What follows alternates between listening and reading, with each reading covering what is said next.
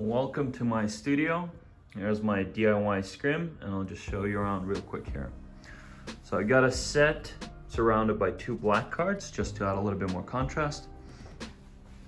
Here's a super simple set, just a chair, hold something on the table to add a little bit more interest, and again, just a black card here and there to add a little bit more contrast.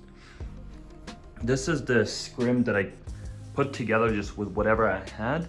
This is a C-stand right over here, and I clamped two IKEA curtains. Essentially, it's a one set of curtains. I clamped them up on the top, stretching it out as much as possible right over there, and then I also clamped it on the side here, just so it's stretched out a little bit more, same as there. And then I kind of attached the bottom part to an apple box, so it's also a little bit more stretched out. And here's what's behind.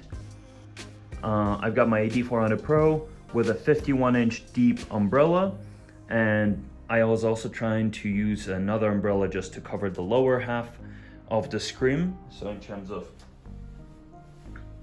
if we're not gonna get enough light just down the bottom, I could add another umbrella right over there behind the lower area.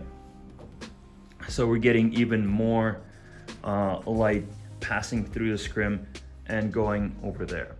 From what I originally found, without the black cards, just because how much light I'm getting in this small studio light bouncing off not only off of the SCRIM but off the walls as well, it's way too bland. There's not enough contrast, and that's why while using the SCRIM, adding the black cards was very, very important in my option. But I can take it. I'll show you how the picture looks with the SCRIM and without it, and then we can compare.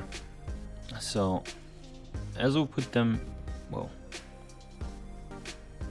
as we'll put them next to each other. So the 009 is the photo with the SCRIM, 048 is the photo without the SCRIM, just the deep umbrella. Let's see kind of the key differences. I'm just going to take a screenshot here real quick, and we'll try to draw on it a little bit. Okay, so I think the biggest difference you can see off the bat is over here, just the darkness of this shadow, or this area under the shadow under the leg. Just you see here, you can't even see the floor, while here you can see the shadow, and it's pretty transparent. Same as you can notice by like the darkness of the chair. When you look at the arms, this you can't see kind of like past this point.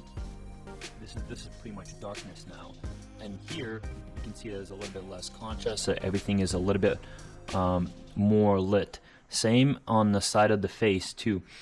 Obviously I've got a black card over here on the right,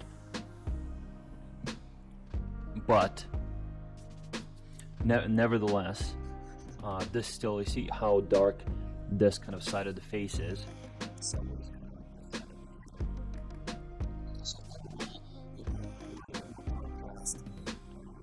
With this harsh light, right? So umbrella standing as far as it was is fairly harsh, because it was, I'll tell you how much, probably about 2.5 meters away from, about 2.5, maybe even 3.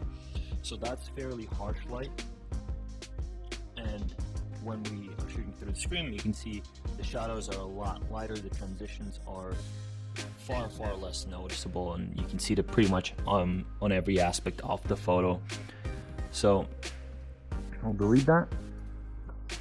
And now I think this, just quick FYI, this photo with the SCRIM, the autofocus kind of failed, so you can see the eyes are tack sharp over here on the second photo with just the umbrella, but on the left the focus is not quite there. I think it focused somewhere, front focused a little bit around my neck. I think it was actually this finger. So anyway, the focus is a little bit off on this one, but in terms of light that shouldn't matter. We can still see it fairly well. So these are how they look, and honestly I would say unedited, I would kind of prefer this one. However, there's an issue where it looks a little cheap. This kind of contrast where things are getting too black somewhat unintentionally, it just doesn't look as high quality of a photo for me. This looks a little bit better. Again, I think it definitely needs editing, needs a lot more contrast, as much as global, but also selective as well. And then this whole photo will pop a lot more than this one, because as we add contrast here, it'll only gonna get worse. These dark areas, which are already dark, right? This is almost black here on the right, is gonna get even darker as we add contrast. So let's go to that next. Let me toss in. So these are same photos. This one is taken, the 09 is taken with the SCRIM, while the 48 is taken just with an umbrella at a pretty far distance, so it's fairly harsh. We can see that again, the back of the chair is super harsh here, and this is a kind of the edit I applied that I was going to apply to this one. It's in the middle. It's not exactly directed to either of the photos. It's kind of the middle ground, because I think I would add a little bit more contrast here ideally. And this one looks decently good. But right off the bat, I think one thing I'm noticing, it's just, as much as I like this, and I generally do like decent amount of contrast, it is a tad too much. Like from no matter where you look, whether you look over here or just kind of the cheek, or even this side of the chair, I would like to have a lot more selective contrast. So as you go through dodge and burn, to have a level selective contrast where you want it, as opposed to that much contrast off the bat everywhere, right? And this is, I would say, I didn't add all that much. And when we look at this photo, I think I will absolutely want to add more selective dodge and burn contrast, especially on the face, like the left side of the cheek over here, and just in general, maybe kind of darken some of the dark areas, make it pop. But the thing is, I want it kind of on the selective parts of the body where I want people to pay attention to, not everywhere, right? Definitely not more on the chair, definitely not more kind of in other areas which don't necessarily need it.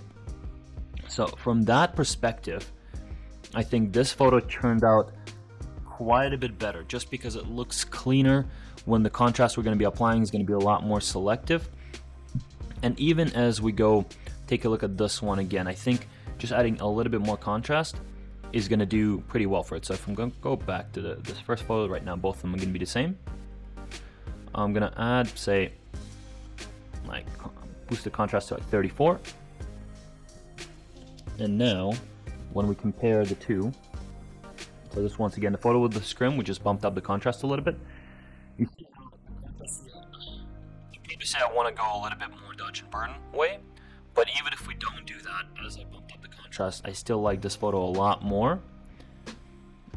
Obviously, I think it is a little bit much on a global level, but nevertheless, I still like it quite a bit more than this one. And this one, for example, let's do the opposite. I'm going to toss this photo on the left.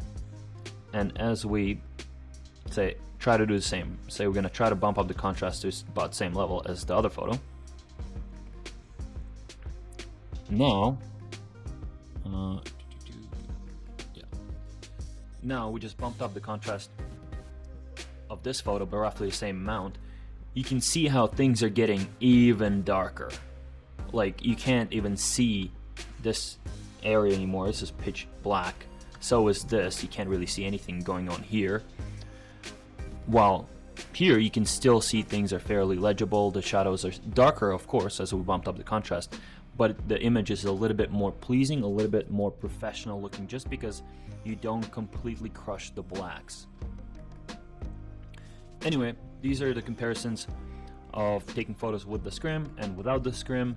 I think there's definitely a couple more ways to use the SCRIM. Maybe right now I only used an umbrella through a SCRIM as a main light. I potentially think it could be a great fill, especially as we go back into the unedited photos.